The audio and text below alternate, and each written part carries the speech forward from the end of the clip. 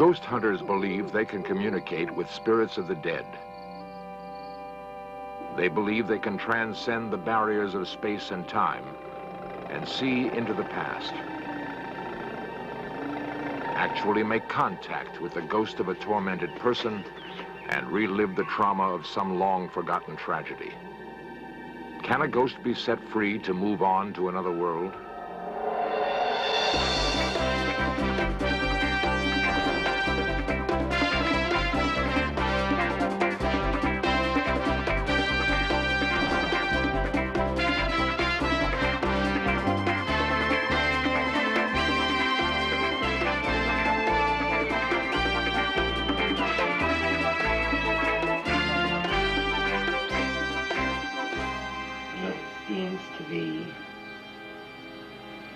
Almost frightened. This man seems frightened.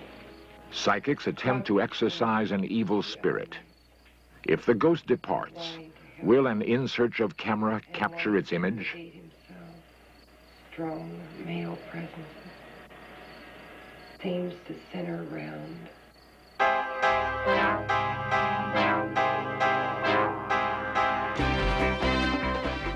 This series presents information based in part on theory and conjecture.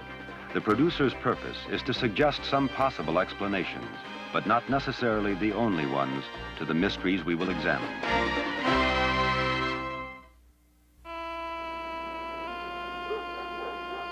History and fiction both abound with reports of haunted houses. The family in this house is fearful of a demonic spirit that they believe is destroying the harmony of their home. A team of experienced ghost hunters has been summoned. A psychic, seasoned in exorcisms, Sylvia Brown, is placed in a trance in order to make contact with the spirit.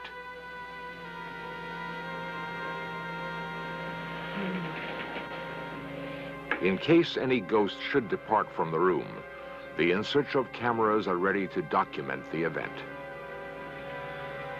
How are the circumstances at the present time?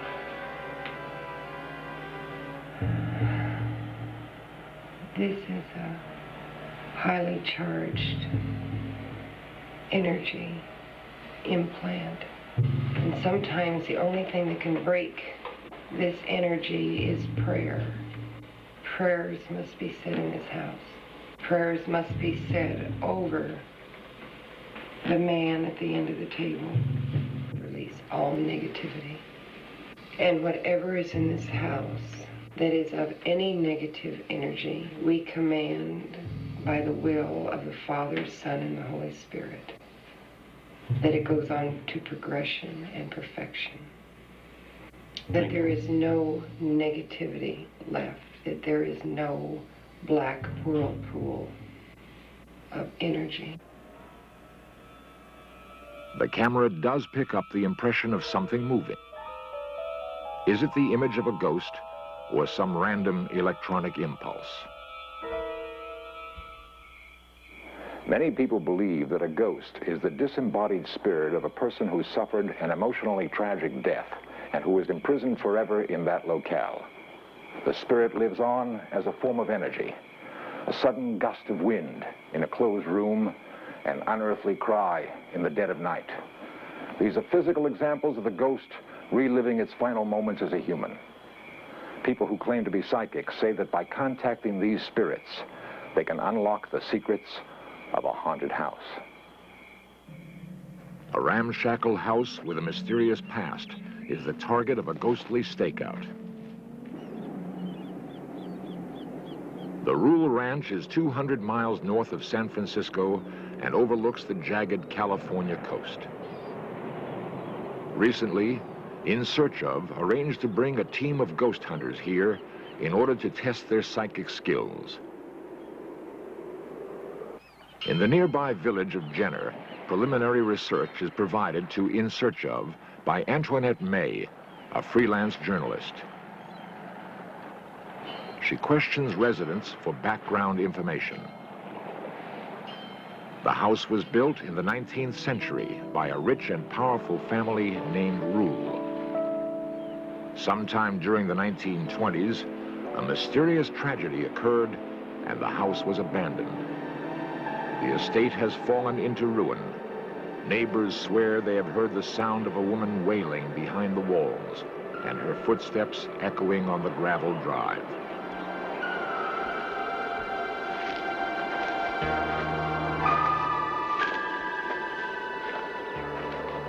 Undaunted by the legend, new occupants moved into the house 6 months ago, so Antoinette follows up. Have you had any... Jim and Laura Furlong have lived in the community all their lives and know the history of the Rule Ranch, why the house is haunted. But the Furlongs are not afraid of any ghost. Was there any indication that you might be moving into a haunted house? Did people warn you? The first thing I do is try to take a history on the house, interview the people involved, try to find out what may have happened in the house during their residency there or earlier. They agreed to let In Search Of conduct the experiment. The psychics know nothing about the ranch, the family that built it, nor their demise. That's out there. Sylvia Brown and Nick Nocerino have been practicing psychics for 20 years, working in tandem on more than 200 ghost investigations. Okay. Yeah. You know, it could have been family, but it could have been work hands. This place must They have sheep, but like I said, I felt like ghosts. The procedure they follow is always the same. They begin to pick up psychic impressions by feeling their physical surroundings. Then they make contact with the spirits and thus can learn of events that happened long ago. Really disconcerting. Well, we get somebody injured by a horse, that's for sure. Most of the time when Nick and I have worked together, he has been the photographer and I've been the trance medium. I'm the one that's gotten the impressions. It can be a switch off or whatever. We will confer a little bit. Almost like a running commentary, what I call psychic stream of consciousness. Every house has some form of energy. We use Sylvia, for instance, as a way of gathering energy. She seems to bring the energy in where we want it so we can photograph it and begin to diagnose it, because energy has certain patterns to it and it tells us some of the things we wish to know. Nick says that if a ghost materializes, it appears as a flash of light, too quick for the eye to see. Maybe one more of the house right up. By using high-speed film, he can catch that image. According to Nick, when a house is inactive, as in this picture, his photograph appears normal. But when the same house is alive with the presence of a ghost, the photo lights up as if it's on fire.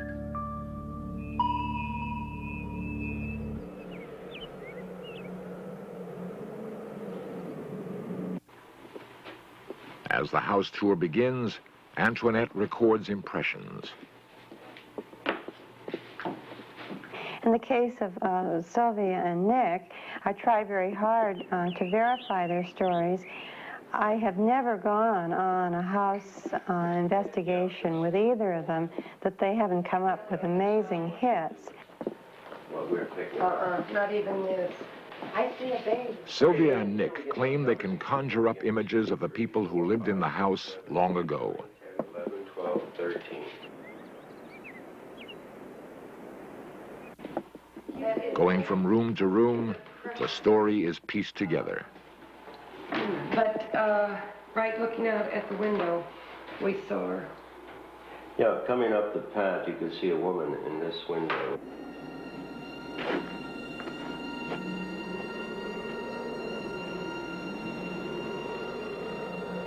The 1923 date comes in very strong, and I feel that this was a meeting place, a lodge of some type. A lot of lights, a lot of parties, ladies dressed up in very, very elegant gowns. And the other thing that seems to come in really strong about 1923 is that's when I really first felt the trauma.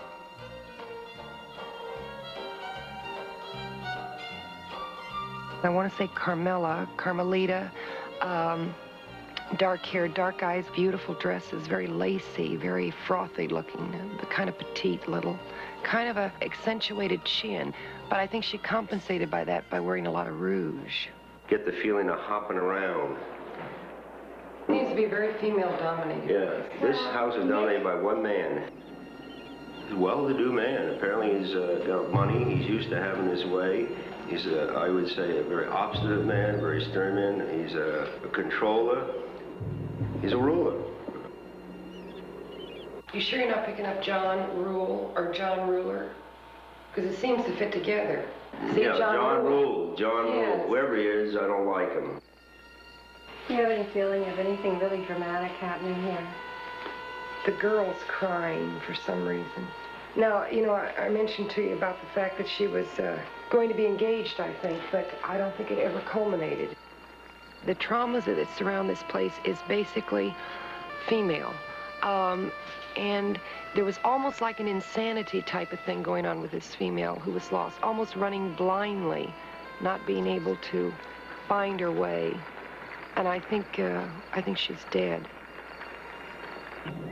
The feeling that the girl died mysteriously prompts the psychics to explore the grounds overlooking the sea. Nick experiences a strong impression of what may have happened. My back. Weakness bothers him. Well, my feeling is that he doesn't think very much of women other than the fact that to be used.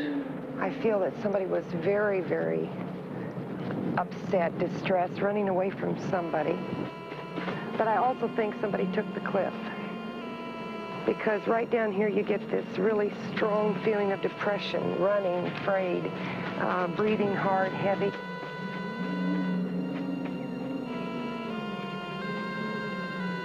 I think she's dead.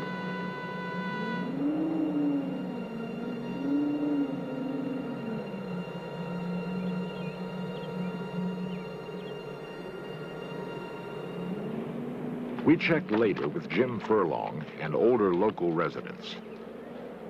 According to them, the psychic story is true. It coincides with what actually happened more than 50 years ago. The experiment is over. Sylvia and Nick have identified the ghost as that of a heartbroken young woman. But the Furlongs have no fear and have chosen to stay on the ranch. In other cases, however, homeowners are frightened of their ghosts and want help. At their next destination, will these psychics be able to free an imprisoned spirit?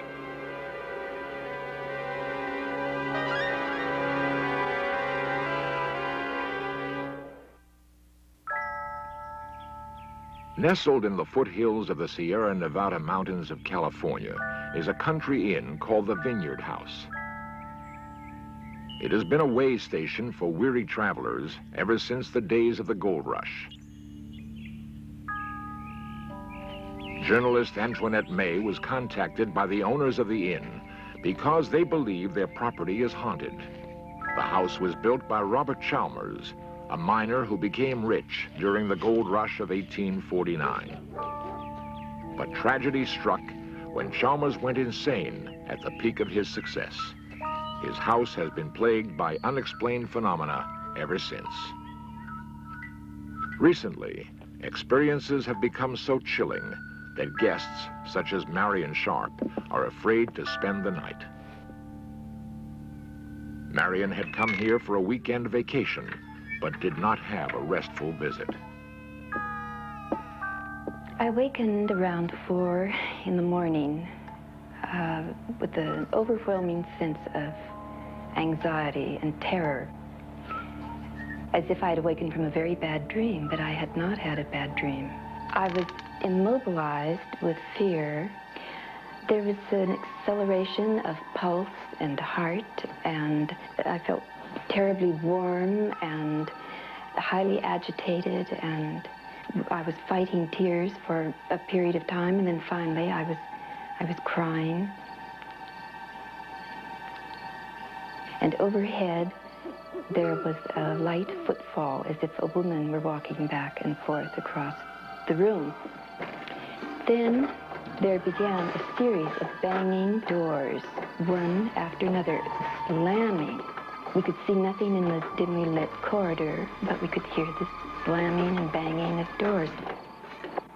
Well, I'd be pleased to come to dinner, but there is no way that I would ever think to stay a night.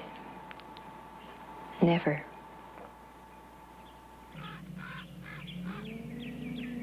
Having nowhere else to turn, the owners of the inn asked the psychic team to communicate with the ghost in an attempt to free its restless spirits.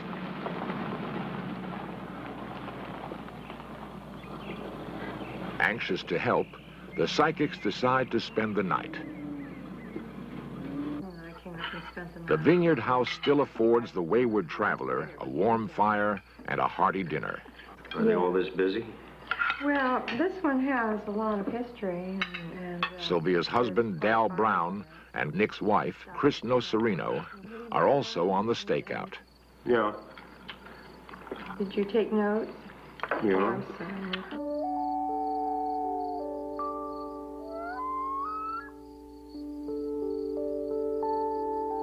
As they ready for sleep, the psychics jot down their initial feelings.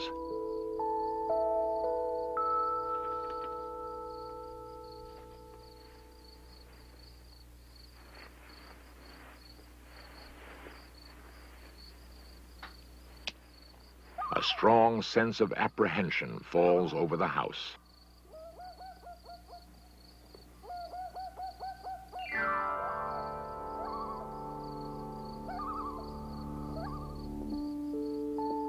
Hearing strange noises, Nick ventures into the hallway and begins to pick up psychic vibrations.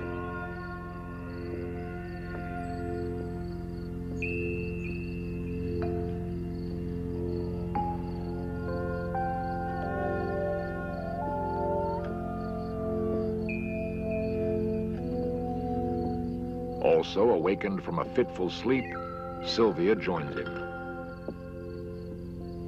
The house seems alive with energy. The psychics try to communicate with the ghost, but contact remains elusive.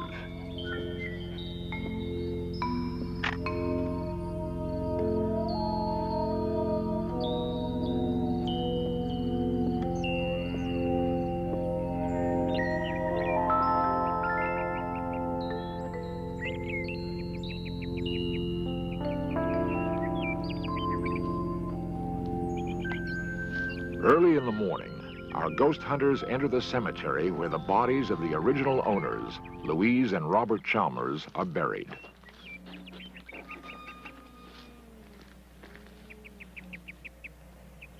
The psychics sift through all their impressions to piece together the story. Is there a ghost in the house? And if so, is it Chalmers who had gone insane? Or is it his wife?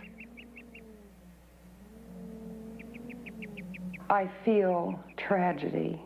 I find almost a Romeo and Juliet kind of a tragedy. A woman who loved a very vital man, his demise, and her devastation from it. The woman that seems to be the strongest influence in this house, by the name of Louise, I think in some way has been tremendously maligned. I think out of pity, caring, and certainly love, that she chained this man in the basement in order that he wouldn't hurt himself.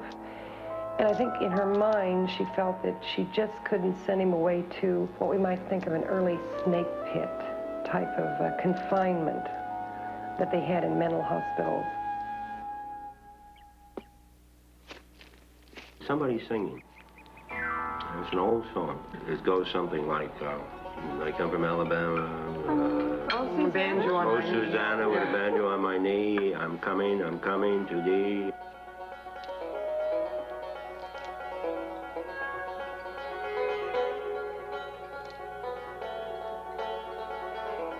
I feel that Louise is still in a protective situation in the house. And even this stone is almost like a symbolic reminder that she's still going to overlook her house and protect, let's say, her domain. Her personality is so strong and protecting that it's she that walks the halls. And I think this protection has lasted beyond the grave. I think she's here. Well, I think Louise is very despondent over losing her money, her land, and everything, and she has a possession on the house. She still sees the house as fulfilling her ambitions. And there are no ambitions to be fulfilled here. She'll be there a long time.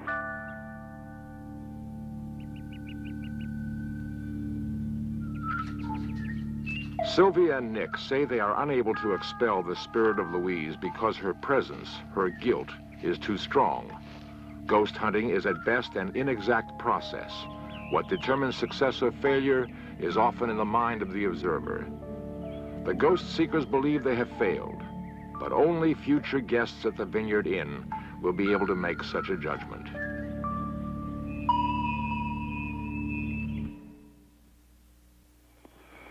Psychics who are sensitive to the supernatural claim it is possible to contact the spirits in a haunted house. Traumas, such as a broken love affair or an untimely death, prevent these spirits from accepting their own demise. Supposedly, they linger in our world, trapped by their own turmoil. Ghost hunters try to comfort them, but they are not always successful.